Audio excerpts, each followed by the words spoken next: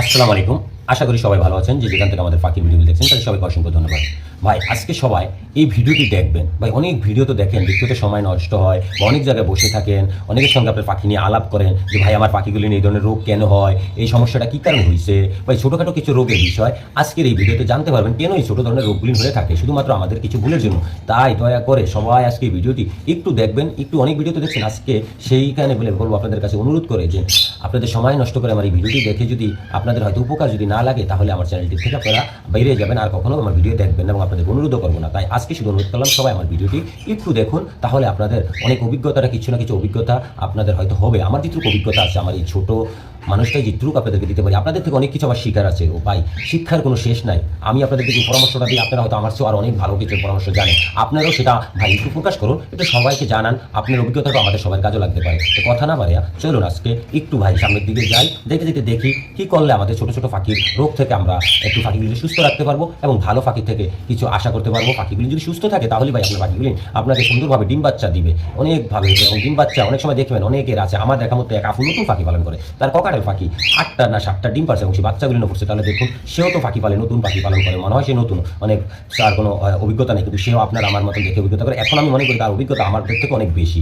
তার থেকেও আমরা অনেক কিছু শিকার আছে। তাহলে চলুন ভাই আমরা একটু সামনে দিয়ে যে কী করলে আমাদের পাখি ছোটো ছোটো আমাদের সবাই কষ্ট হয়, হয়তো সপ্তাহে একদিন বা সপ্তাহে যদি সময় থাকে 2 দিন, তাহলে আপনার পাখিগুলি কখনো বিভিন্ন ধরনের রোগের থেকে ভালো থাকবে। আমাদের শুধু একটু মাত্র ভুলের জন্য বিভিন্ন সময় পাখির বিভিন্ন রোগে আক্রান্ত হয়ে যায়। যে সমস্যাগুলি হয়ে থাকে অনেক সময় আমাদের পাখিগুলি সবুজ পায়খানা করে, আসলে এই সবুজ পায়খানাগুলি কিন্তু কোনো রোগের থেকে করে না, এটা মাত্র শুধু স্যাম্পল আমাদের জন্য ভুলের জন্য এই রোগগুলি নিয়ে আক্রান্ত হয়ে যায়। আমরা যদি এখান থেকে একটু সচেতন হতে পারি তাহলে আমাদের এই ধরনের রোগগুলি পাখির হওয়ার সম্ভাবনা থাকবে না 90%। যেগুলো অনেক সময় পাতলা পায়খানা, সবুজ পায়খানা, এই পায়খানাগুলি হওয়ার কারণ হলো আমরা দেখে গেছে পাখির যে খাবার দেই, পাখির এগুলি পরিষ্কার করি না। আসলে আমাদের এগুলি সপ্তাহে একদিন হলো পরিষ্কার করতে হবে, তাহলে পাখির এই ধরনের রোগে থেকে রক্ষা পাবেন।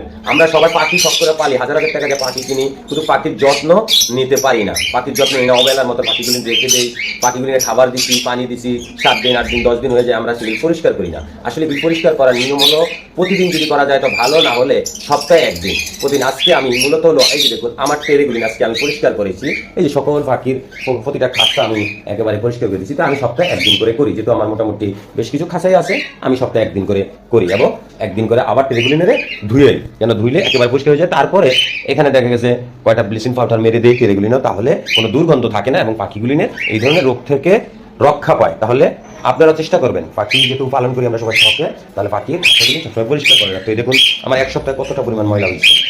তো এরকমভাবে আমরা সবাই চেষ্টা করবো পাখির খাঁচাগুলি পরিষ্কার পরিচিত রাখার জন্য, তাহলে আমাদের পাখির অসুস্থতা খুবই কম হবে। কোনো বড় ধরনের অসুস্থ রোগ ছাড়া ছোটোখাটো কোনো এই যে সবুজ পায়খানা, পাতলা পায়খানা, এই রোগ থেকে আপনি রক্ষা পাইবেন। আশা করি যদি এই ধরনের ভিডিওগুলি আপনাদের ভালো লাগে, আমরা প্রতিটা পরামর্শ আপনাদেরকে দেওয়ার চেষ্টা করি। ভাই শিক্ষার কোনো শেষ নাই, শিক্ষার যেমন কোনো বশ নাই, তেমন আমার যেটুকু অভিজ্ঞতা আছে তা আমি আপনাদের সঙ্গে শেয়ার করি। আপনারাও চেষ্টা করবেন, আপনাদের অভিজ্ঞতা আমার চেয়ে হয়তো অনেক বেশি হতে আছে, আপনারাও কিছু কিছু অভিজ্ঞতা শেয়ার করবেন। ভাই আমরা অনেকে কী করি, আমরা নিজে যেটা জানি সেটা অন্যকে প্রকাশ করতে যাই না, নিজেরটা নিজের ভিতরে রেখে দিই। আসলে নিজের ভিতরে রাখলে এটা যেমন 10-এ জানলো না, তেমন আপনার হয়তো নিজের উপকার হলো, অন্যের কারো উপকার হলো না।